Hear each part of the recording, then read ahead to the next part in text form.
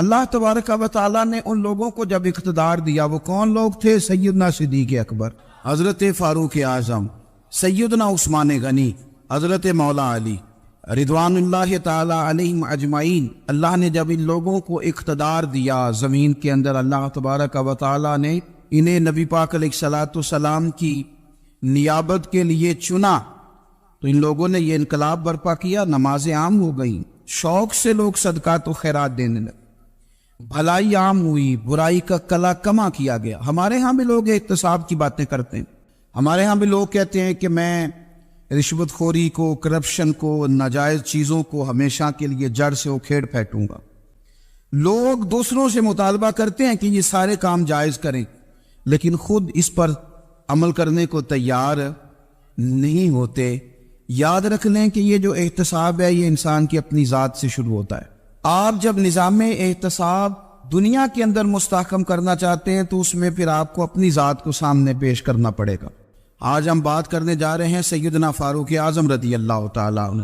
تو جناب عمر فاروق رضی اللہ تعالیٰ عنہ کا جو نظام احتساب ہے، انہوں نے اس کو گھر سے شروع کیا تھا، اپنے آپ سے اس کا آغاز فرمایا تھا۔ ہمارے ہاں یہ ہوتا ہے کہ جس بندے کے اکاؤنٹ میں اچھے خاصے پیسے ہیں، وہ بل جمع کرانے جائے تو اسے لائن میں نہیں لگنا پڑتا، مینیجر صاحب اسے آگے بلا لیتے، تو وہ بعد میں کیا کہہ رہا ہوتا ہے، کہتا دیکھو اللہ نے کتنی عزت دی ہے، مجھے لائن میں نہیں لگنا پڑا۔ بھائی لائن میں لگنا تو آپ کا یہ تھا کہ آپ سمجھتے ہیں کہ سارے مسلمان ہیں، مومنین ہیں، برابر ہیں، تو میں کسی کو تکلیف میں مبتلا نہ کروں۔ جب آپ آگے چلے گئے تھے تو آپ نے بہت سارے لوگوں کا حق مارا تھا، وہ لائن میں جو لگے ہوئے تھے ان کا وقت لمبا ہو گیا تھا۔ آپ نے تو اپنے آپ کو احتساب کے لیے پیش ہی نہیں کیا، بلکہ آپ نے کہہ دیا کہ جناب میرا تو رتبہ اعلیٰ ہے، لہذا یہ میرا حق بنتا تھا، مجھے تو استحکام ملنا چاہیے تھا۔ یہاں بہت سارے لوگوں نے اپنے حق میں چیزوں کو اور رنگ میں پیش کیا۔ سیدنا فاروق اعظم رضی اللہ تعالیٰ عنہ نے اس نظام احتساب کو اپنے گھر سے شروع فرمایا۔ حضرت عمر فاروق رضی اللہ تعالیٰ عنہ اپنے بچوں سے فرمایا کرتے تھے کہ جب میں حکم لوگوں کو کروں گا نا، اپنی رعایا کو، مسلمانوں کو میں کوئی حکم دوں گا تو تمہیں پہلے اس پر عمل کرنا پڑے گا۔ آپ فرمایا کرتے تھے یاد رکھنا لوگ تمہیں اس طرح دیکھیں گے، لوگ اس طرح تمہیں دیکھیں گے جس طرح گوشت کھانے والا پرندہ گوشت کو دیکھا کرتا ہے۔ چیل گوشت کھاتی ہے تو کیا کبھی اس کو پیغام بھیجنا پڑا ہے کہ تو آجا یہاں گائے مر گئی ہے، بھینس مر گئی ہے؟ خود بخود اس کی نظر ہوتی ہے، وہ پہنچ جاتی۔ جناب عمر فرمانے لگے میرے گھر والوں، میرے بیٹوں، میری بیٹیوں، میری اہلیہ، لوگ تمہیں اس طرح دیکھیں گے جس طرح گوشت کھانے والے پرندے دیکھتے ہیں، لہذا میں جب کسی کو عمل کروں تو پہلے تمہیں اس پر عمل کرنا پڑے گا جب میں کسی کو حکم دوں۔ آپ فرمانے لگے یاد رکھنا اگر تم نے میرا حکم نہ مانا تو غیروں نے حکم نہ مانا تو انہیں ایک سزا ملے گی، اور اگر میرے گھر والوں نے نہ مانا تو ڈبل سزا ملے گی، تم پر ڈبل سختی کی جائے گی کہ تم نے میری بات کیوں نہیں مانی۔ یہ نظام احتساب ہے۔ ہم نہ دوسروں کے بچوں کا گلا کاٹ کے اپنے بچوں کی خوشیاں لینا چاہتے ہیں، ہم چاہتے ہیں کہ دوسروں کے بچوں کے حصوں کا مال میرے گھر میں آ جائے، آ جاتا ہے۔ کچھ لوگوں کی سیاست چل جاتی ہے، کچھ لوگوں کا فریب اور فراڈ کام کر جاتا ہے، لیکن وہ گھر روشن نہیں ہوتے۔ ان گھروں میں پیسہ ہوتا ہے پر قرار رخصت ہو جاتا ہے، ان گھروں میں آسانیاں اور وسعتیں تو آ جاتی ہیں لیکن ایک دوسرے کا احترام ختم ہو جاتا ہے۔ سیدنا فاروق اعظم رضی اللہ تعالیٰ عنہ کا یہ طریقہ تھا کہ وہ اپنے بچوں پر سختی کرتے۔ آپ ہمارے ملک میں یہ نظام ہے، موجودہ حکمران ہو یا ان سے پچھلے، بچے سب کے ملک سے باہر رہتے ہیں، یہاں رہتے ہیں تو محلات میں، باہر جاتے ہیں تو بڑی بڑی آسائشوں میں۔ ان کے بچوں کے لیے قانون بھی الگ سے ہیں، قاعدے بھی الگ سے ہیں، اور ہمارے ملک کے اندر تو ایک باقاعدہ پروٹوکول کا سسٹم ہے، اس سسٹم سے گزر کر بڑے بڑے لوگ چلنا پسند کرتے ہیں۔ ہمارے زمانے میں بھی کچھ چیزیں سرکاری ہوتی ہیں خالص، لیکن عجیب نظام ہے نا، ہر چیز کا کرایہ بڑھ جاتا ہے، سرکاری دکان کا نہیں بڑھتا۔ باقی دکانیں 5-6 سال کے لیے ملتی ہیں، سرکاری دکان پہ آپ قبضہ کرنا چاہیں تو پورے 100 سال کے لیے مل جاتی ہے، چونکہ یہ عام عوام کی پراپرٹی ہے تو اس کے ساتھ جو مرضی کو سلوک کرے۔ ایک سرکاری چراگاہ تھی جس کے اندر جانور چرا کرتے تھے، ہمارے یہاں بھی پنجاب میں کچھ جگہیں ہوتی ہیں تو ہم لوگ کہتے ہیں شام لاٹ ہے، سرکاری چراگاہ میں جانور چرا کرتے تھے۔ حضرت عمر فاروق رضی اللہ تعالیٰ عنہ کے صاحبزادے سیدنا عبداللہ ابن عمر رضی اللہ تعالیٰ عنہ نے بھی ایک اونٹ خرید لیا، تو سب لوگوں کے جانور سرکاری چراگاہ میں چرتے تھے، آپ نے بھی اپنا جانور وہاں چرنے کے لیے، کھانے پینے کے لیے چھوڑ دیا۔ وہ جب اونٹ آیا تو پتلا تھا، کچھ دنوں کے بعد وہ فربا ہو گیا، طاقتور ہو گیا، موٹا تازہ ہو گیا۔ حضرت سیدنا عبداللہ ابن عمر رضی اللہ تعالیٰ عنہ نے بیچا تو وہ ڈبل قیمت سے بھی زیادہ کا بکا، کیونکہ پہلے دبلا پتلا تھا، اب موٹا تازہ فربا ہو گیا۔ حضرت سیدنا فاروق اعظم رضی اللہ تعالیٰ عنہ کو پتا چلا تو بلایا، فرمایا پتر اونٹ بیچ دیا ہے؟ ابا جی بیچ دیا ہے۔ فرمایا کتنے کا خریدا تھا؟ اتنے کا۔ بیچا کتنے کا؟ ڈبل قیمت بتائی۔ فرمایا اس طرح کر کے اصل رکھ لے اور جو اوپر ملی ہے مجھے دے دے۔ حضور آپ نے کیا کرنی ہے؟ فرمایا میں سرکاری خزانے میں جمع کروں گا۔ حضور کیوں؟ فرمایا اس لیے کہ تیرا اونٹ سرکاری جگہ پہ چرا کرتا تھا، وہ گھاس سرکاری جگہ سے کھاتا تھا۔ حضور سب کے کھاتے۔ حضرت عبداللہ ابن عمر کہنے لگے سب کے کھاتے ہیں؟ آپ فرمانے لگے تو سب میں شامل نہیں ہے، تو امیر المومنین کا بیٹا ہے، تجھے میں یہ حق نہیں دے سکتا، تیرے اوپر تھوڑی سختی زیادہ کی جائے گی، تجھے یہ حق نہیں ملے گا۔ تو اپنے اونٹ کو چونکہ سرکاری چراگاہ میں چرایا کرتا تھا، لہذا تجھے وہ جو اصل رقم یاد جمع کرانی پڑے گی۔ ہمارے تو بچے پہلی بات تو یہ ہے کہ بات ہی نہیں سنتے، یہ سب کے بچوں کی بات کر رہا ہوں، ٹیچر کے بچے ہوں، سیٹھ کے بچے ہوں، پیر کے بچے ہوں، امام صاحب کے بچے ہوں، کسی کے بچے ہوں، پہلے تو سنتے نہیں۔ اور اللہ خیر کرے اگر آپ کوئی سنانا چاہیں تو فوری طور پر وہ ہوم منسٹری کے پاس پہنچ جاتے، ان کی اماں ان کی وکیل بن جاتی، آپ کیا ہی کچھ نہیں سکتے، حالات رخ بدل جاتے۔ اس کا نقصان یہ ہوتا ہے کہ ان کو تراشا نہیں جا سکتا، ان کو ہیرے نہیں بنایا جا سکتا، ان کے اوپر کچھ ایسی میل کچھ ایل چڑھ جاتی ہے جو بڑی عجیب و غریب ہوتی۔ اور کچھ لوگ ایسے ہوتے ہیں جو خرابی کرنے میں بھی اپنا کردار ادا کرتے ہیں، خرابی کرنے میں، اور بڑے لوگوں سے منسلک ہونے کے لیے لوگ رستے تلاش کرتے ہیں، رستے۔ میں چونکہ چیزوں کا مطالعہ کرنے کا بڑا شوقین ہوں، تو میری والدہ داخل تھی کئی سال پہلے ہسپتال میں، تو مجھے اس ہسپتال میں کچھ دن رہنا پڑا، ایک پرائیویٹ ہاسپٹل تھا، تو اس میں انہوں نے جگہ جگہ لکھ کے لگایا تھا ملازمین کو بخشیش نہ دیں، ہم ان کو بڑی اچھی معقول تنخواہ دیتے ہیں، سیلری بڑی عمدہ ہے، تو لوگ بخشیش نہ دیں۔ میں نے جو مینجمنٹ کے لوگ تھے ہاسپٹل کی، ان میں سے ایک سے میں نے کہا کہ اگر کوئی بندہ اپنی خوشی سے دینا چاہے تو آپ نے بڑا موٹا لکھ کے لگایا برائے مہربانی ان کو بخشیش نہ دیں۔ اس نے بڑی قیمت، سادہ آدمی تھا پر میری بڑی اس نے مجھے بات بتائی، مجھے نفع ہوا۔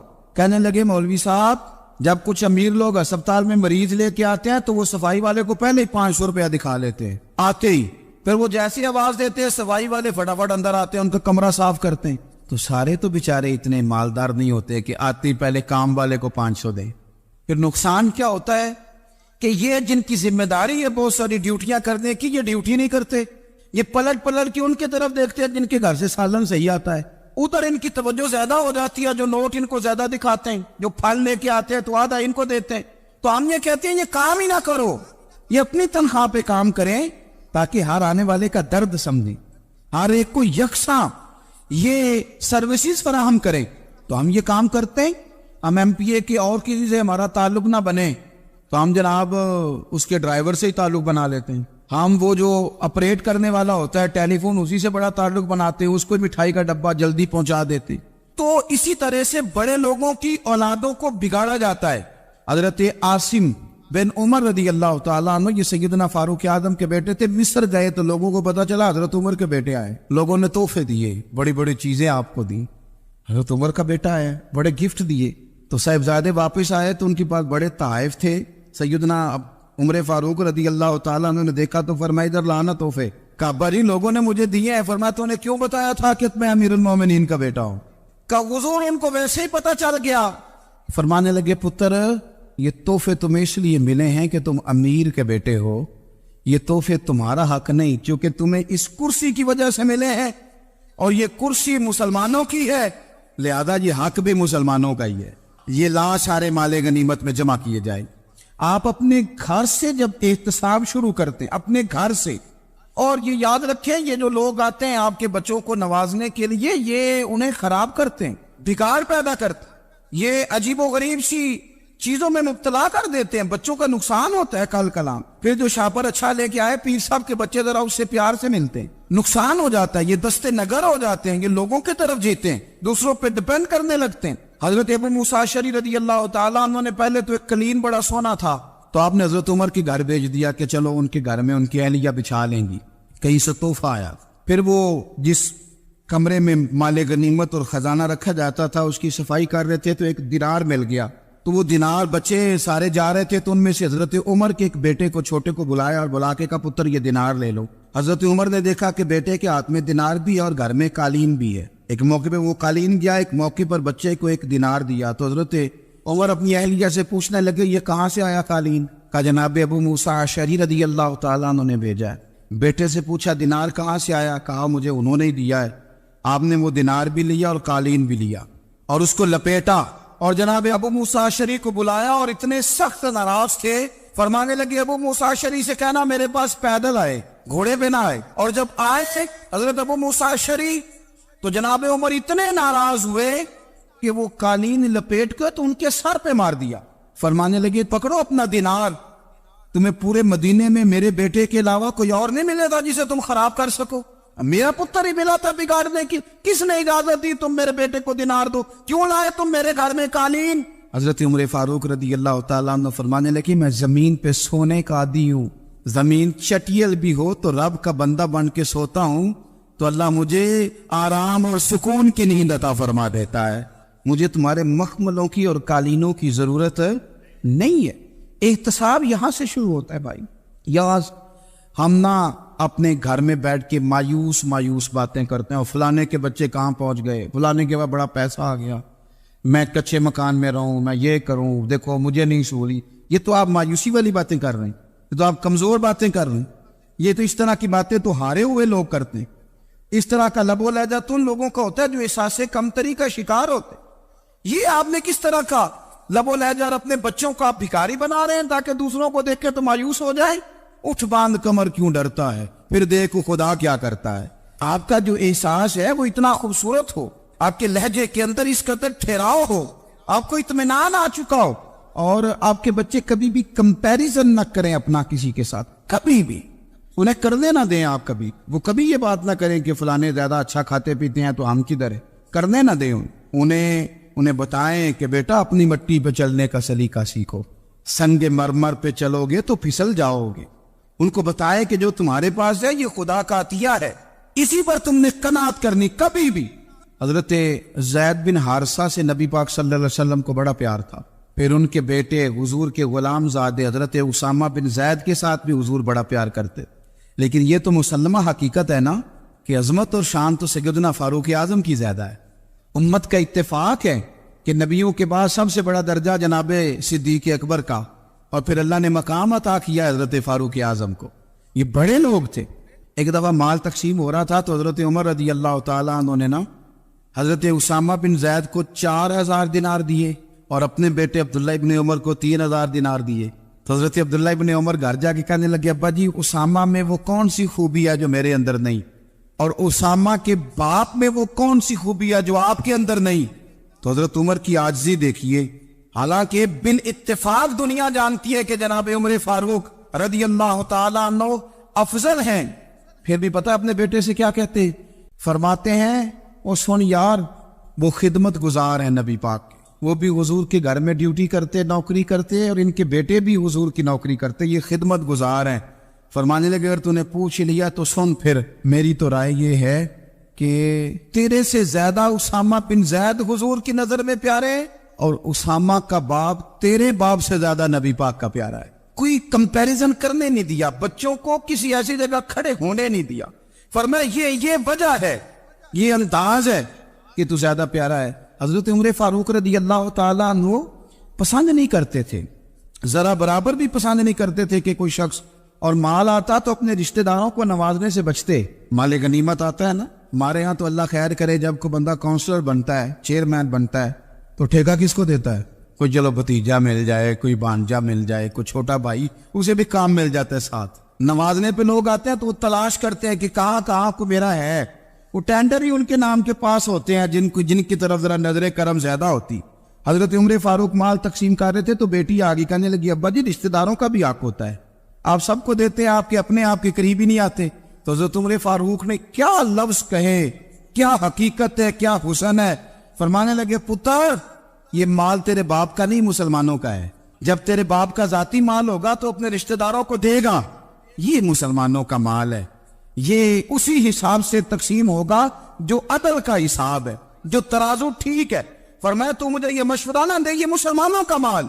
یہاں سے نظام میں احتساب شروع ہوتا ہے، یہاں سے انسان آگے بڑھتا ہے، اور پھر کوئی تکلف نہیں کسی پر حضرت عمر کا، کوئی چھوٹا ہے یا بڑا ہے۔ حضرت ابو سفیان رضی اللہ تعالیٰ عنہ سردار رہ چکے ہیں مکے کے، بڑے آدمی، لیکن نظام احتساب میں کوئی چھوٹا بڑا نہیں ہوتا۔ حضرت عمر فاروق مکہ مکرمہ گئے تو لوگوں نے کہا حضور جناب ابو سفیان نے نا گلی میں پتھر رکھے اور بہت سارے لوگوں کو رستوں میں تکلیف ہو رہی ہے، تو حضرت ابو سفیان رضی اللہ تعالیٰ عنہ سے بھی لوگ کہہ دیتے تو وہ بھی اٹھا دیتے، لیکن لوگوں نے چونکہ وہ سردار تھے، بڑے تھے، تو لوگوں نے ان سے کہا نہیں۔ حضرت عمر جب آئے تو کہا تو جناب عمر نے پرواہ نہیں کی، خود آئے جناب ابو سفیان سے کہا یہ پتھر آپ نے رکھے؟ کہا حضور ہاں۔ فرمایا یہ بھی اٹھائیے، یہ بھی اٹھائیے، یہ بھی اٹھائیے۔ جب وہ اٹھا رہے تھے تو حضرت عمر کہہ رہے تھے شکر نہیں اللہ کا کہ عمر کہہ رہے ہیں اور ابو سفیان مانتے جا رہے ہیں، شکر نہیں۔ یہ نظام احتساب ہے کہ بڑا ہو یا چھوٹا ہو، اس کو یہ حق حاصل نہیں ہے کہ مسلمانوں کو وہ کسی تکلیف میں کسی بھی صورت میں مبتلا کرے، کہیں بھی کسی جگہ بھی، اس کو یہ والی اجازت نہیں۔ حضرت سیدنا عمر فاروق رضی اللہ تعالیٰ عنہ۔ پھر ایک اور بات تھی، میں کئی دفعہ یہ بات کہتا ہوں اور مجھے ذاتی طور پر اس کا بڑا تجربہ ہے، کچھ لوگ نا خوشامد پسند ہو جاتے ہیں، بڑی عمدہ تعریف کرتے ہیں، اوئے ہوئے ہو پول باندھتے ہیں پورے، آپ کے پاس آئیں گے تو کہیں گے جناب آپ سے زیادہ اچھا بندہ ہی کوئی نہیں، تو وہ نا آپ سے کام نکلواتے ہیں۔ پھر وہ کسی دوسرے کے پاس جاتے ہیں تو اسی طرح کا رویہ وہ دوسروں کے ساتھ کرتے۔ یہ عام لوگوں میں بھی مرض ہوتا ہے، عام لوگوں میں۔ اور بادشاہ وہ بندہ اگر، پھر تو اس کا دل کرتا ہے میں اگر بادشاہ سلامت ہوں تو دو چار بندے دیہڑی پہ رکھ لوں پر میری تعریف ضرور کریں۔ پابندی ہوتی ہے، لوگ یہ کام بڑے شوق سے کرتے ہیں۔ اور شیخ سعدی فرمایا کرتے تھے لکڑی کو گھن کھا جاتی ہے اور بڑے لوگوں کو خوشامد کھا جاتی ہے خوشامد۔ حضرت عمر فاروق رضی اللہ تعالیٰ عنہ اس معاملے میں بھی بڑے مضبوط تھے۔ ویسے مجھے اور آپ کو اچھا کون لگتا ہے؟ ہماری غلطیاں بتانے والا۔ ہمارے ایسا فرمایا کرتے تھے اپنے دشمنوں کی باتوں پر بھی غور رکھو، تمہارے دشمن تمہیں نکھار دیتے ہیں، تمہارے اندر جو کوتاہیاں ہوتی ہیں وہ تمہیں پتہ چل جاتی ہیں کہ یہاں میری اصلاح ہو رہی، ان پر غور کرو وہ کیا کہتے ہیں۔ حضرت عمر فاروق کی تعریف کی ایک بندے نے، کمال تعریف کی، وہ اس کا خیال تھا کہ رزلٹ بڑا شاندار آئے گا، بادشاہ کی تعریف ہوتی تھی تو پھر تھیلی جاتی تھی اشرفیوں کی، کمال رزلٹ آئے گا۔ تو حضرت عمر جب وہ پوری کر چکا نا بات تو فرمانے لگے تو خود بھی ہلاک ہوا اور مجھے بھی ہلاک ہی کر دیا ہے، خود بھی تباہ ہوا ہے مجھے بھی تباہ کر دیا۔ کس طرح کی باتیں کر رہے؟ ایک بندہ اور آیا اور اس نے آ کے کہا کہ پوری امت میں سب سے افضل ہے فاروق اعظم آپ ہی ہیں۔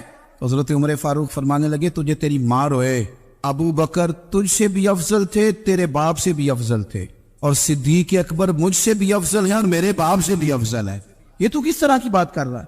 یہاں ہر شے ہضم نہیں ہو جاتی، فوری طور پہ لوگ ڈکار بھی پورا نہیں لیتے۔ قرآن مجید نے کہا فَلَا تُزَكُّوا أَنفُسَكُمْ هُوَ أَعْلَمُ بِمَنِ اتَّقَىٰ، اپنے منہ سے نہ کہو میں پاک صاف ہوں، اللہ زیادہ بہتر جانتا ہے کہ تم میں سے پرہیزگار کون ہے۔ اپنے منہ سے تعریفیں کرتے کراتے ہو، یہ مزاج چھوڑ دے۔ حضرت عمر رضی اللہ تعالیٰ عنہ پسند نہیں کرتے۔ ایک آدمی نہ چلتا تھا وہاں تو بڑا متکبرانہ چال کے ساتھ چلتا، حضرت عمر نے دیکھا، یہاں تک احتساب فرماتے، زمین پہ زور زور سے پیر پٹکتا، چال بڑی اس کی متکبرانہ، لوگ بڑے پریشان ہوتے۔ حضرت عمر نے ایک دن سمجھایا، باز نہیں آیا، اگلے دن پہ درہ نکال لیا، لگائے 4 درے، فرمایا آج کے بعد نہ چلنا اس طرح مدینے میں پیر پٹک پٹک کے۔ اس وقت تو اسے غصہ لگا، لیکن کچھ دیر کے بعد نا جب غصہ اترا تو حضرت عمر کے پاس آیا، کہنے لگا حضور اللہ آپ کا بھلا کرے، آپ نے درے نہیں مارے، آپ نے تو شیطان بھگا دیا جو میرے ساتھ چمٹا ہوا تھا، چمٹا ہوا شیطان آپ نے مجھ سے بھگا دیا۔ یاد رکھیں مسند امام احمد بن حنبل میں حدیث ہے، اللہ کے پیارے رسول صلی اللہ علیہ وسلم فرماتے ہیں جو دنیا میں متکبرانہ چال کے ساتھ چلتا ہے نا، قیامت کے دن وہ اللہ سے اس حال میں ملے گا کہ رب اس سے ناراض ہوگا، متکبرانہ چال سے نہیں چلیں گے۔ تو حضرت فاروق اعظم رضی اللہ تعالیٰ عنہ کا یہ طریقہ تھا کہ آپ خیال کرتے، اور پتہ کس طرح کا آپ کا مزاج تھا، فرماتے تھے تقسیم کرو، دوسروں کا بھی خیال رکھو۔ جس طرح بندہ دیوانہ وار نہیں لوگوں کا خیال رکھتا کہ بندہ بگڑے کوئی نہ، دیوانہ وار۔ کچھ لوگ تبلیغ کرتے ہیں رسمی، اور کچھ لوگ ایسے ہوتے ہیں جو لوگوں کی اصلاح میں دیوانے ہو جاتے ہیں، ان کی خواہش ہوتی ہے یہاں بھی بندہ ٹھیک ہو جائے، یہاں بھی بندہ ٹھیک ہو جائے، یہاں بھی بندہ ٹھیک۔ کچھ لوگ کڑی نگرانی کرتے ہیں کہ انسان بگڑنے نہ پائے۔ حضرت عمر فاروق رضی اللہ تعالیٰ عنہ نا گوشت والی دکان کے پیچھے جا کے بیٹھ گئے کئی دنوں تک، وہ کہنے لگا حضور یہاں کیا ہے؟ فرمایا تو اپنا کام کرنا، گوشت والی دکان پہ بیٹھے, کام کار اپنا نگرانی کرنے لگے حضرت عمر. پھر آپ نے نا وہ بندے پکڑ لیے. کون؟ جو 2 دن مسلسل گوشت خریدنے آئے, پکڑ کے کھڑا کر لیا. فرمایا تو کل بھی گوشت لینے آیا تھا؟ حضور ہاں. فرمایا آج پھر کھائے گا؟ حضور جی. تو آپ فرمانے لگے کیا تیرے محلے سے غربت ختم ہو گئی ہے؟ تیرے رشتہ دار سارے پیٹ بھر کے کھاتے ہیں, تو 2 دن گوشت لینے آتا ہے. فرمایا آج کے بعد مسلسل گوشت لینے آیا تو درے سے ماروں گا, خبردار یہ کام نہ کرنا. یہاں تک نظام احتساب کا جب خیال رکھا جائے پھر حالات بگڑا نہیں کرتے, پھر وہ قابو میں رہا کرتے. حضرت عمر فاروق رضی اللہ تعالیٰ عنہ اس ترتیب کے ساتھ اصلاح کرتے, اس ترتیب کے ساتھ. سیدنا فاروق اعظم رضی اللہ تعالیٰ عنہ کی ایک بات آخر میں عرض کرنی ہے, وہ میں بھی اپنے اوپر لاگو کروں, آپ بھی غور کریں. حضرت عمر فاروق رضی اللہ تعالیٰ عنہ نے نا خط لکھا حضرت ابو موسیٰ اشعری کو. آپ فرمانے لگے یاد رکھنا, جو گورنر, جو امیر اپنے رب کریم کی فرما برداری کرتا رہتا ہے نا, اس کی رعایا بھی اس کی فرما برداری کرتی. اور جو لوگ اپنے رب کریم کی فرما برداری چھوڑ دیتے ہیں, پھر جنہوں نے ان کی فرما برداری کرنی ہوتی ہے وہ ان کی فرما برداری چھوڑ دیتے. آپ نے سپہ سالاروں کو خط لکھے تھے, فوج کے جو جرنیل تھے, کمانڈو تھے, ان کو خط لکھے تھے. فرمایا جو سپاہی نماز نہیں پڑھتا اسے فوج سے نکال دو, اور ساتھ لکھا تھا یاد رکھو جو رب کا وفادار نہیں وہ ہمارا کیسے ہو سکتا ہے, نکال دو ان لوگوں کو, فوج سے الگ کر دو. ہم آج جو بے پناہ پریشان ہیں, ہمارے بچے بات نہیں مانتے, شاگرد بات نہیں مانتے, ہم شکوے کرتے ہیں, بیعت بھی بڑھ گئی. ادب کے ساتھ میں گزارش کروں گا بڑوں کی بارگاہوں میں, جو میری طرح کے بڑے بنے ہوئے ہیں, بزرگوں سے نہیں بات کرتا, ان سے میں کہوں گا کہ ہمیں ایک دفعہ اپنے اوپر بھی تو غور کر لینا چاہیے. کہیں ایسا تو نہیں ہے کہ ہم جب تک اللہ تعالیٰ کے فرما بردار تھے, جب تک ہم تقوی کے معیار پر تھے, ہماری بات ماننے والے ہماری بات مان رہے تھے. کہیں ایسا تو نہیں کہ ہم اس معیار سے ہل گئے ہیں, تو اب جو ہمارے فرما بردار تھے وہاں سے ہل گئے.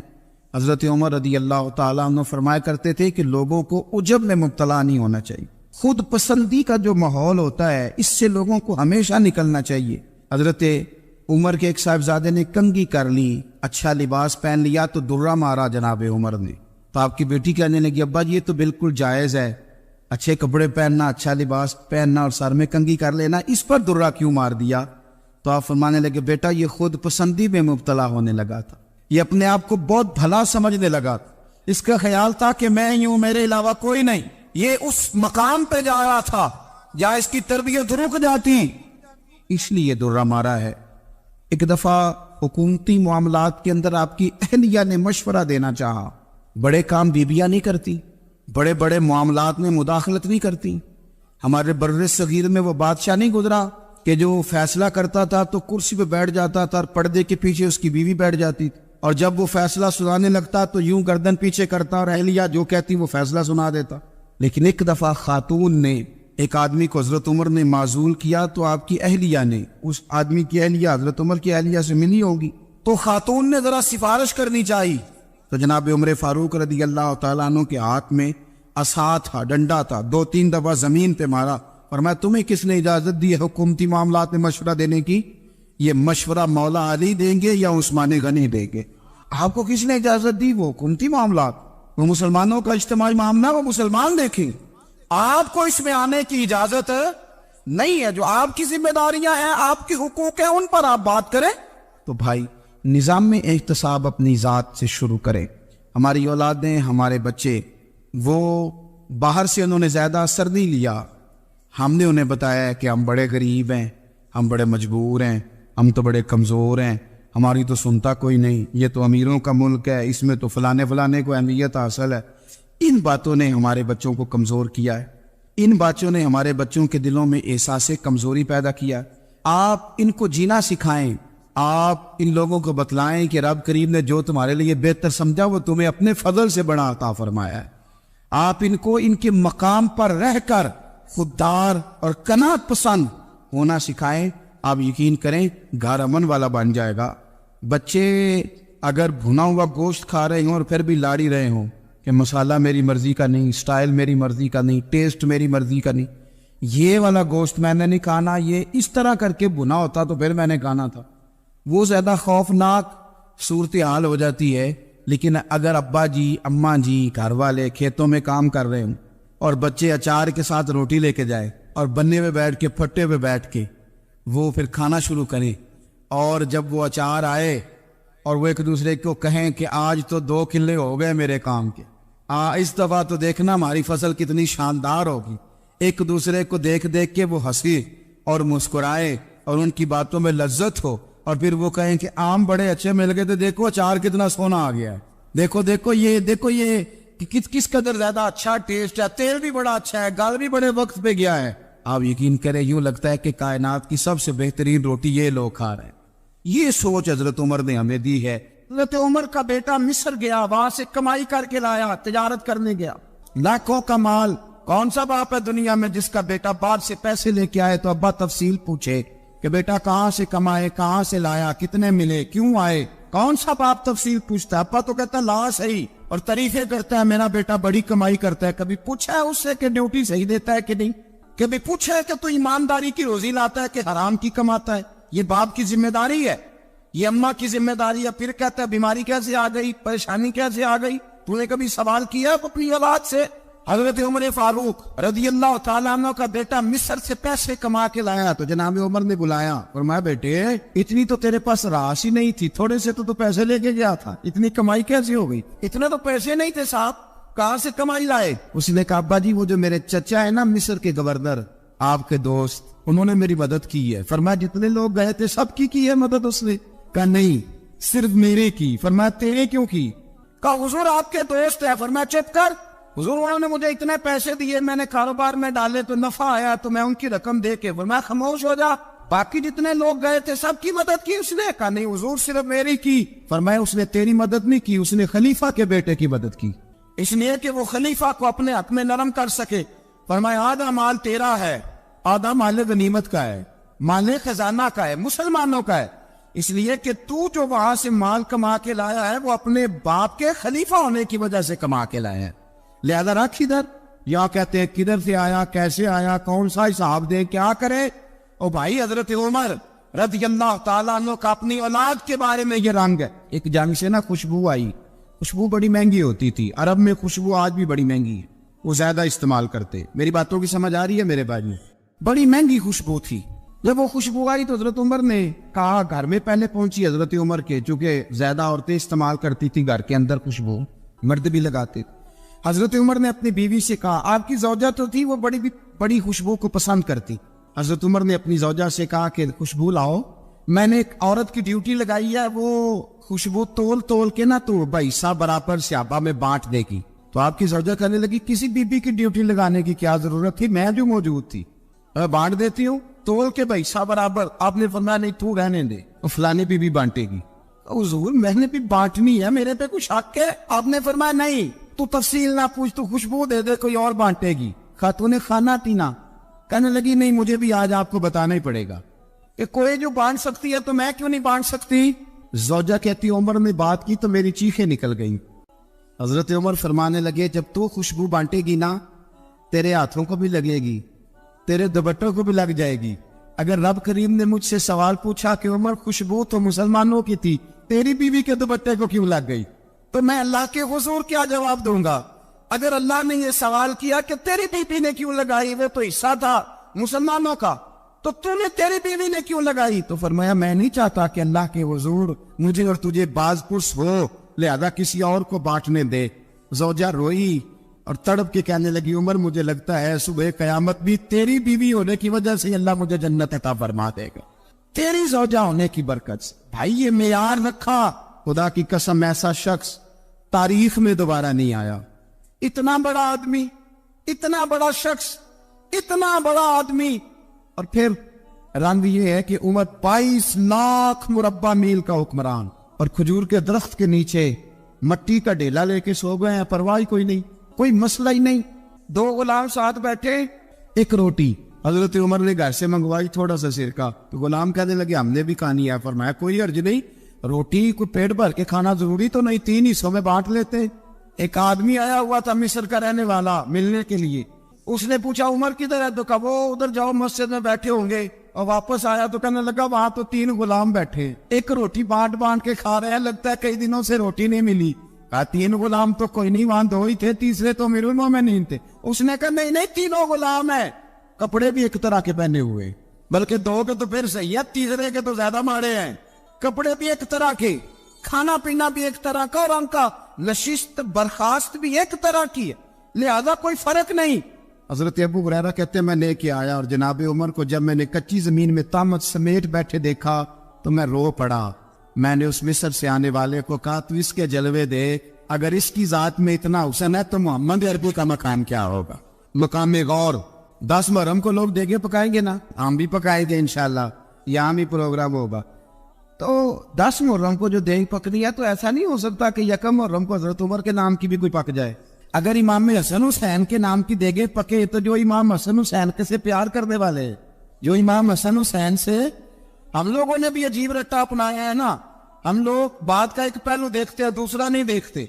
حضرت امام حسن اور حسین کو بھی نبی پاک نے شہید کہا، اور جناب عمر کو بھی رسول اللہ نے خود شہید فرمایا، فرمایا شہید ہے، خود فرمایا اپنی زبان سے کہ یہ شہید ہے، خود میرا عمر شہید ہے، تو ان کے نام کی دیگ نہیں پکنی چاہیے، اس طرف نہیں ہماری توجہ ہونی چاہیے۔ اور اہل بیت نبوی، یہ بات میں پہلے بھی کرتا ہوں، آج پھر کرنا ضروری سمجھتا ہوں، اہل بیت کا پیار سن لو کان کھول کے، اہل بیت کا پیار اگر ہمیں کسی نے سکھایا ہے تو سیدنا عمر فاروق نے سکھایا ہے۔ اہل بیت نبوت کی محبت اگر کسی نے سکھائی ہے تو کس نے سکھائی ہے؟ بول کے بتائیے، حضرت عمر نے۔ اہل بیت کا پیار ہمیں حضرت عمر نے بول کر کے سکھایا ہے۔ بھائی یاد رکھے، کسی کی طاقت نہیں تھی دم مارنے کی حضرت عمر کے سامنے، طاقت ہی نہیں تھی، کیسر و کسرا کانپ جاتے تھے، جرأت ہی نہیں کرتے تھے حضرت۔ اور ہمارے تو تعلقات بڑے ہیں نا غیروں سے۔ حضرت ابو موسیٰ اشعری رضی اللہ تعالیٰ عنہ فرماتے ہیں میرا منشی عیسائی تھا، وہ کاتب کہتے تھے وہ لوگ، میرا حساب کتاب عیسائی تھا۔ تو فرماتے ایک دن میں نے وہ سارا حساب کتاب لین دین کے حضرت عمر کو دکھائے تو فرمانے لگے جس نے لکھے ہیں اس کو بلاؤ۔ کہنے لگے وہ ضرور مسجد نہیں آ سکتا۔ کیوں نہیں آ سکتا؟ کہنے لگے وہ عیسائی ہے۔ کہتے حضرت عمر جلال میں آ گئے۔ آپ فرمانے لگے جنہیں رب دور کرتا ہے تم کیوں قریب کرتے ہو؟ جنہیں اللہ دور کرتا ہے۔ فرمایا تم غیروں کو اگر عہدے دو گے تو اپنوں کا کیا بنے گا؟ اگر تم غیروں کو عہدے دو گے تو اپنوں کا۔ ہم نے غیروں کو عہدے دیے تو دیکھا نا اپنے کس طرح کاٹے جا رہے ہیں۔ غیروں کو جو عہدے دے دیے، جرانے سارے غیروں سے روز دعویٰ ہوتا ہے چین ہمارا سجن ہے، چین ہمارا دوست ہے۔ او بھائی دوست ہے تو اس سے کہو نا کہ برما تو تمہاری ایک چھوٹی سی ریاست ہے، چین کے بغیر تو وہ سانس بھی نہیں لے سکتا، اس کو کہو نا اس حکومت پہ دباؤ ڈالے۔ لیکن ہم لوگوں نے غیروں کو عہدے دیے تو اپنے پس گئے۔ حضرت عمر کہتے تھے ذمی کا ہم ادب کریں گے، ذمی کافر کا ہم، ایسا کافر جو مسلمان ریاست کو قبول کرے، بدامنی نہ پھیلائے۔ ایک آدمی کو آپ نے دیکھا آنکھوں سے نابینا ہے اور بھیک مانگ رہا ہے، تو حضرت عمر کو نظر آ گیا، فرمایا کون ہو؟ اس نے کہا میں یہودی ہوں۔ فرمایا بھیک کیوں مانگتی ہو؟ کہا جب تک تندرست تھا مسلمانوں کو جزیہ دیتا تھا، بوڑھا ہو گیا ہوں کیا کروں؟ حضرت عمر نے گھوڑے کی پشت پہ بٹھایا، کافر کو گھوڑے کی پشت پہ بٹھایا اور بٹھا کے مدینے لائے۔ حضرت علی شیر خدا وزیر خزانہ تھے، فرمایا علی اس کا وظیفہ جاری کرو۔ کہا یہ کون ہے؟ فرمایا یہ یہودی ہے لیکن یہ ہمیں جزیہ دیتا رہا، بوڑھا ہو گیا بیچارہ، بھیک مانگنے پہ مجبور ہے، ہماری حکومت کے اندر رہتا ہے، اس کا پورا وظیفہ جتنا خرچہ اتنا وظیفہ لگاؤ۔ حضرت علی کہتے میں وظیفہ لگا رہا تھا اور وہ میرے نبی کا کلمہ پڑھ رہا تھا، وہ رسول اللہ کا کلمہ پڑھ رہا تھا۔ یہ مزاج، یہ نہیں کہ کافر۔ حضرت عمر نے گورنروں کو خط لکھے تھے کہ زبردستی کسی کو مسلمان نہیں کرنا، جہاں ان کی عبادت گاہیں بنی ہو گرانی نہیں، کوئی مندر کوئی گرجا ضائع نہیں کرنا۔ اسلام سب کو جینے کا موقع دیتا ہے، پر بے ایمانو ظالمو بدذاتو تمہیں یہ کہتا ہے کہ ہم تمہیں جینے کا موقع دیتے، تم بھی مسلمانوں کو جینے کا موقع دو۔ امام حسن ملنے، آپ یقین کریں میں جب اس واقعہ کو پڑھتا ہوں تو میرا دل جھوم جاتا ہے۔ میں کہتا ہوں یار ڈاٹا ہونا اپنی جگہ پہ، عشق ہونا اپنی جگہ پہ، انسان کا باوقار ہونا اپنی جگہ، جہاں کھڑے ہونا تھا وہاں یہ کھڑے ہوتے تھے اور جہاں جھکنا تھا وہاں یہ۔ ان لوگوں میں اقبال نے کہا تھا تیری نگاہ ناز سے دونوں مراد پا گئے، عقل غیاب و جستجو عشق حضور و اس طرح۔ جہاں اگر آیا ہے سامنے کیسر و کسرا تو عمر جیسا دلیر کوئی نہیں، اگر سامنے آیا ایران کا بادشاہ تو عمر جیسا تگڑا کوئی نہیں، اگر آیا ہے سامنے غسان کا بادشاہ تو عمر جیسا عادل کوئی نہیں۔ لیکن اگر علی کا بیٹا آیا ہے، اگر فاطمہ کے لال پارے آئے ہیں تو پھر فاروق اعظم سے جیسا محب کوئی نہیں، پھر ان سے جیسا پیار کرنے والا کوئی نہیں۔ اندر بیٹھے ہیں جناب عمر، اندر تنہائی میں کچھ وزیروں سے گفتگو ہو رہی ہے، میٹنگیں جاری ہے. آپ کے بیٹے ملنے آئے جناب عبداللہ ابن عمر، ابا جی ملنے آئے. بات ٹھہرو، بات کر رہا ہوں، کوئی نہ اندر آئے. صاحبزادہ باہر کھڑا ہے. تھوڑی دیر گزری تو امام حسن بھی آ گئے. کون آئے؟ آپ کو عجب ملے گا امام صاحب کا نام لینے سے، وہ سردار ہے جنتی. حسن تیری نسل پاک میں ہے بچہ بچہ نور کا، تو ہے نور تیرا سب کرانا. امام حسن آئے تو حضرت عبداللہ ابن عمر کو دروازے پہ کھڑے دیکھا. امیر المومنین کہاں ہے؟ کہنے لگے حضرت عمر کے بیٹے. کہنے لگے وہ اندر بیٹھے، کچھ میٹنگ ہو رہی ہے اور انہوں نے کہا کوئی اندر نہ آئے، لیکن آپ جانا چاہے تو چلے جائیں. تو انہوں نے کہا جب آپ باہر کھڑے ہیں تو مجھے کوئی اتنا ضروری کام نہیں، اور ابھی زور کی نماز تھوڑی دیر میں ہوگی، میں مسجد میں مل لوں گا امیر المومنین سے. یہ بات کہہ کے امام حسن چلے گئے. یار اتنی بڑی بات نہیں تھی. اور میرے استادوں کا بیٹا بھی آئے تو کہا ٹھیک ہے جی، وہ سوئے ہوئے، کوئی غرض نہیں یار، میں ٹھہر کے آ جاؤں گا، کوئی بڑی بات نہیں تھی. دیکھا جائے تو بڑی بات نہیں تھی، پر بات بہت بڑی تھی، اس لیے کہ یہ خالی حسن نہیں ہے، حسن ابن علی ہے، یہ حضرت فاطمہ کے لخت جگر. حضرت عمر باہر نکلے. عبداللہ ابن عمر سے پوچھا کوئی آیا تو نہیں؟ تو کہا حضور امام حسن آئے تھے. تو کہا پھر شہزادے کو اندر کیوں نہیں بھیجا؟ کہا میں نے کہا تھا. وہ کہنے لگے اگر امیر المومنین مصروف ہیں تو میں ظہر میں مل لوں گا. حضرت عمر رونے لگے. فرمایا بیٹے تو نے اچھا نہیں کیا. پھر مسجد نہیں گئے، سیدھے امام حسن کے دروازے دستک دی. امام حسن باہر آئے. کہا شہزادے آئے تھے تو ملے کیوں نہیں؟ تو امام حسن کہنے لگے حضور آپ کا اپنا بیٹا دروازے پہ کھڑا تھا اور منع بھی کیا تھا آپ نے، تو میں زور میں مل لیتا. حضرت امام حسن فرماتے جوش جذبات میں جناب عمر نے سر سے پگڑی اتار دی. جوش کے جذبات کہنے لگے حسن میرے بیٹے کا اور آپ کا کیا مقابلہ؟ کیا اس کی ماں کا نام فاطمہ الزہرا ہے؟ کیا اس کی نانی کا نام خدیجہ الکبریٰ ہے؟ کیا اس کے نانے کا نام محمد مصطفیٰ ہے؟ آپ کا اور اس کا کیا مقابلہ؟ پھر رو پڑے اور کہنے لگے بیٹے میں مکے کے صحراؤں میں اونٹ چرایا کرتا تھا، یہ جو میرے سر پر عزت کے بال ہیں یہ تیرے نانے کے اگائے ہوئے. میں مکے کے خبردار شہزادے خبردار. او بھائی اہل بیت نبوت کے ادب کا رنگ اگر سکھایا ہے تو سیدنا عمر نے سکھایا ہے. حضرت عمر فاروق اتھارٹی ہے، اسلام کی اتھارٹی. یکم محرم حضرت عمر کی شہادت ہے. یہودی بول اٹھا، کافر بول اٹھا. اگر 6 مہینے عمر دنیا میں اور رہتے تو دنیا میں کوئی کافر موجود نہ ہوتا. 6 مہینے. اور جب اس بطل جلیل کا جنازہ اٹھا، اللہ بخاری پڑھیے نا، اللہم ارزقنا شہادت فی سبیلک، اللہ بسترے کی موت نہ دینا، شہادت ہی دینا. عمر شہید ہوئے، مسجد نبوی میں نماز پڑھاتے، اور جب جنازہ اٹھا تو مدینے کا پھر پیچھے جو دلیر بچے وہ مولا علی تھے. جناب عمر کا جنازہ اٹھا تو سب سے پہلی آئے جو نکلی وہ حضرت علی کی زبان سے نکلی، اور حضرت ساری داڑھی افسوس سے بھر گئی. لوگوں نے کہا کہ علی کیا ہوا؟ فرمانے لگے تم دیکھ نہیں رہے جنازہ کس کا اٹھا ہے، پلٹ کے دیکھو تو صحیح، پتہ نہیں ہے کون گیا ہے. کہ حضور کیا ہوا؟ آپ فرمانے لگے عمر اس طرح کے کام کر کے گیا ہے، اب ان کے رستوں پہ کون چلے گا؟ کون اس کے جگر راہ وفا میں نقش ایسے چھوڑ آیا ہوں، میں جس منزل سے گزرا ہوں وہ اب تک یاد کرتی ہے. حضرت علی حضرت عمر کے جنازے پہ کھڑے ہو کے کہتے ہیں اللہ مجھے اس طرح کے عمل کرنے کی توفیق دے جس طرح کے عمر کر کے گیا. میرے بھائی قتل عزیز، قتل حریت، حضرت عمر رضی اللہ تعالیٰ عنہ جو اپنی زندگی انقلاب والی گزار کے گئے. عمر جب دنیا سے گئے تو 80 دینار کا قرضہ تھا، 22 لاکھ مربع میل کا حکمران.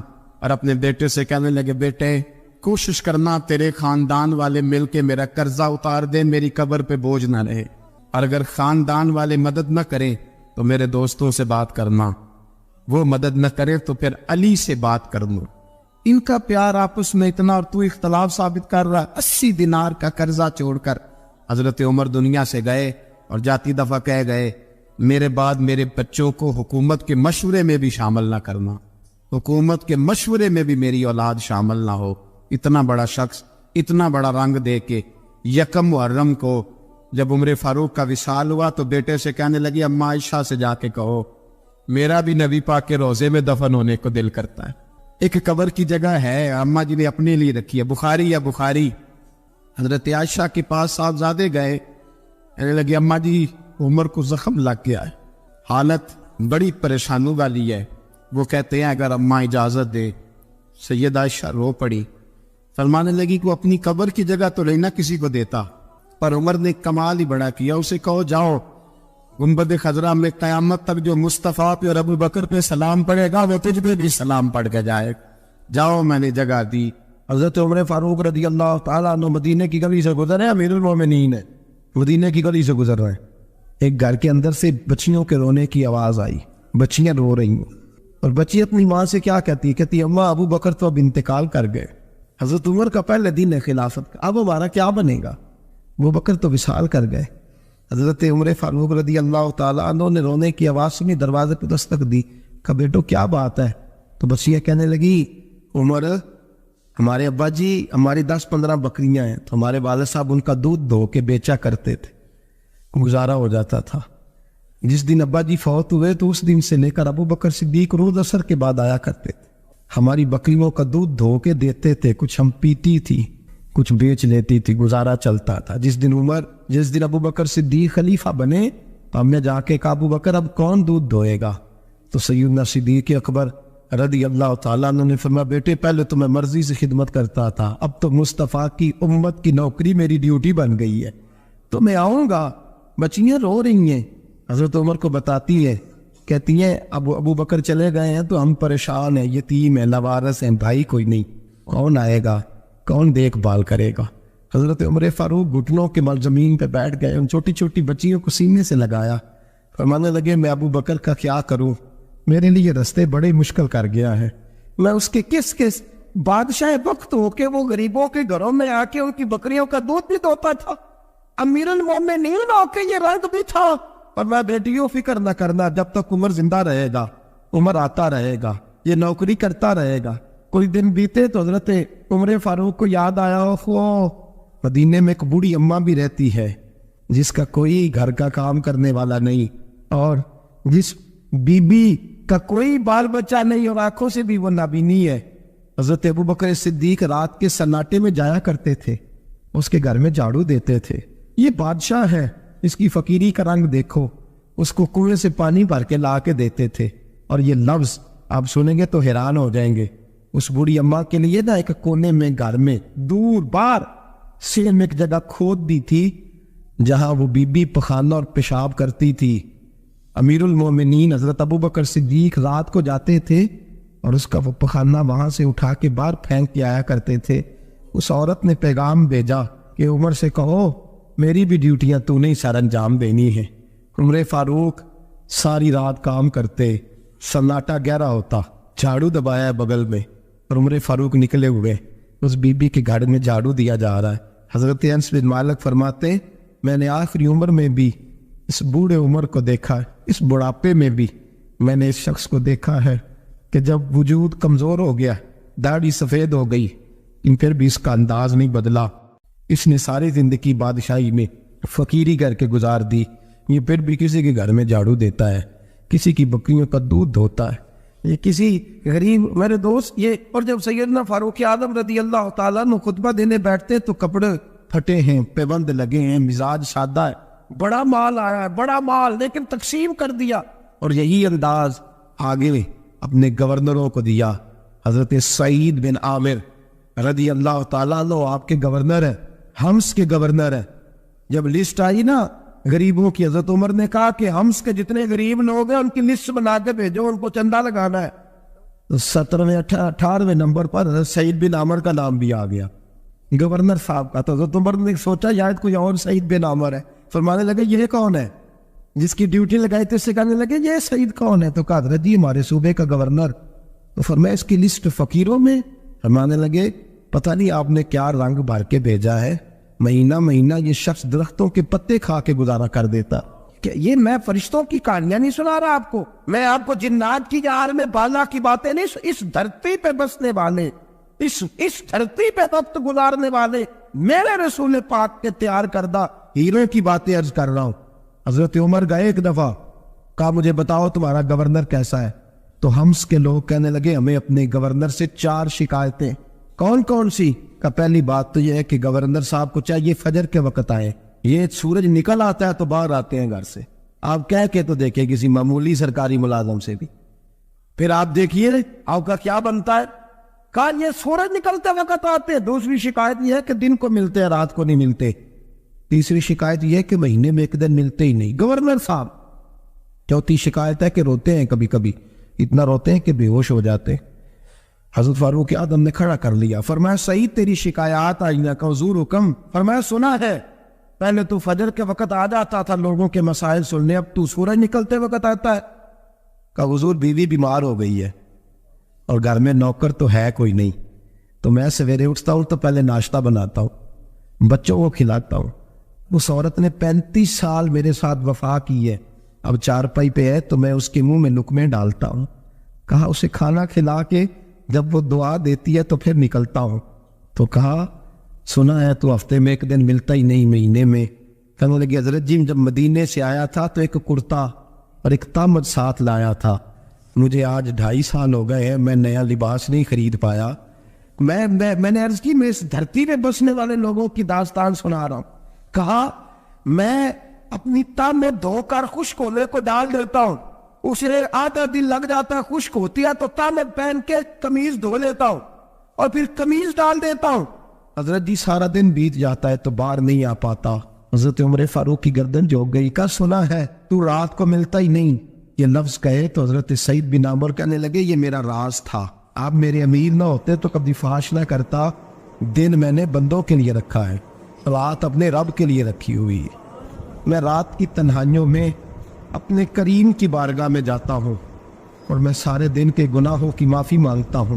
میں اپنی غلطیوں کی تلافی کا سوال کرتا ہوں, اس کے حضور جاتا ہوں, اسے دکھڑے سناتا ہوں. رات میری اس کے لیے بیت جاتی ہے. حضرت عمر کی اور گردن جھک گئی. فرمایا یہ بتا کہ تو ملتا ہی نہیں, کہ کبھی کبھی تو روتا ہے اور بے ہوش ہو جاتا ہے. حضرت جی 40 سال کی عمر میں کلمہ پڑھا ہے, جب 40 سال کے پچھلے گناہ یاد آتے ہیں تو کب پھر میں ضبط نہیں کر پاتا. وہ خطائیں, وہ پاپ, وہ جرم, وہ خطائیں جب سوچتا ہوں کہ رب کھڑا کر کے پوچھے گا بتا یہ جرم کیوں کیا, تو وہ احساس مجھے پریشان کر دیتا ہے. حضرت جی میں پھر برداشت نہیں کر پاتا, پھر میں تڑپ اٹھتا ہوں, میری یہ کوتاہیاں ہیں, بتائیے کیا کہتے ہیں. حضرت فاروق اعظم نے گردن اٹھائی تو آنکھوں میں آنسو تھے. کہنے لگے یا اللہ مجھے اس جیسے کچھ اور گورنر بھی عطا فرما, یا اللہ اس جیسے کچھ اور گورنر بھی. عزیزو اپنا حال کیا ہے. ملک شام جب فتح ہوا تو حضرت سعد بن ابی وقاص رضی اللہ تعالیٰ عنہ کہتے ہیں کہ کچھ لوگ مجھے کہنے لگے کہ ہم آپ سے معاملات طے نہیں کریں گے, ہم جزیہ دیں گے, ٹیکس دیں گے, اسلامی حکومت کے زیر اثر آئیں گے, لیکن آپ سے معاملات طے نہیں کریں گے, اپنے امیر کو بلائیے. تو حضرت سیدنا سعد بن ابی وقاص کہتے ہیں میں نے خط لکھا. فرماتے خط لکھا حضرت عمر کو. میں نے کہا جناب آئیے. جواب میں حضرت عمر نے خط میں جواب لکھا کہ فلاں دن فلاں تاریخ فلاں وقت میں ملک کے شام پہنچ جاؤں گا. حضرت سیدنا عمر چلے گھر سے, ایک غلام, ایک گھوڑا, ایک نیزہ. حضرت فاروق اعظم نے کچھ کھجوریں, خشک کھجوریں, کچھ سرکہ باندھ کے رکھ لیا رستے میں کھانے کو. یہ بادشاہی میں فقیری ہو رہی. لاکھوں مربع میل کا حکمران ہے, کروڑوں لاکھوں روپے پاس پڑے ہوئے ہو. وہ ساری چیزیں رکھ لی اور سیدنا عمر فاروق رضی اللہ تعالیٰ عنہ چلنے لگے.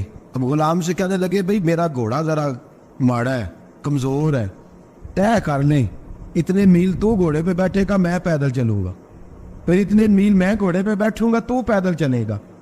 ملک شام پہنچنے کا وقت آ گیا. جب وقت آیا تو پیدل چلنے کی سواری حضرت عمر کی تھی, ان کی باری تھی پیدل چلنے کی, اور سواری پر سوار ہونے کی باری غلام کی تھی. تو یہ لوگ رشتے کرتے ہیں نا تو کرائے کی کار لے کے چلے جاتے ہیں. بعد میں وہ پوچھتے ہیں کہ تجھے تے کار تے آئے سو. ہم اپنے آپ کو بنانے کے لیے جھوٹی انا بھی خریدنی پڑے تو خریدنے سے ہم پرہیز. ہم جو بتاتے ہیں وہ ہم ہوتے نہیں, اور جو ہوتے ہیں وہ ہم بتاتے.